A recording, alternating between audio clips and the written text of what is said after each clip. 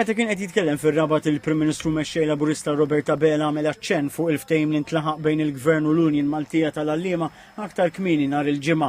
Huwa qal li dan se jkun l-aqwa ftehim kollettiv li qatt se jkun intlaħaq għall-Allima u fil-waqt li rringrazzja lill-MUT qal li se jkunu bosta li fil-fatt se jaraw li dan il-ftehim se jisboq dak li ġeneralment ikun mistenni minn ftehim kollettiv.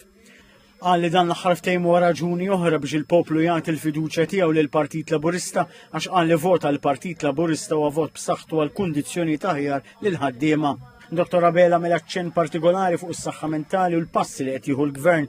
L-ewwel net li 120 pazjent f'qagħda stabbli se jinħarġu mill-Isptar Monte Carmeli u jmorru fil-komunitajiet magħhom imorru l-ħaddiema tal-Isptar Monte Carmeli. It-tieni pass se jkun il-ftuħ ta' ward ta' saħħa mentali fl-Isptar Mater Dei, imbagħad il-ftuħ ta' unit għal dawk bi problema akuta ta' saħħa mentali f'Mater Dei b'investiment ta' 33 miljun euro.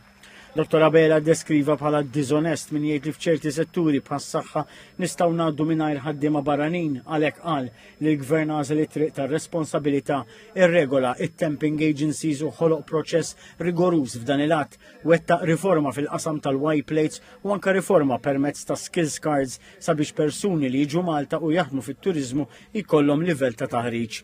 Huwa qal li l-Gvern jida riforma oħra iebsa u holistika dik tal-qorti tal-familja.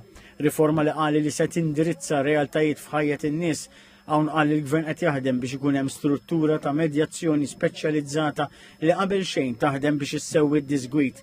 Jekk kull ċans ifalli mbagħad il-Gvern irid li jkun hemm qafas li jgħin familji li għaddejjin bi sfidi dwar manteniment fost oħrajn.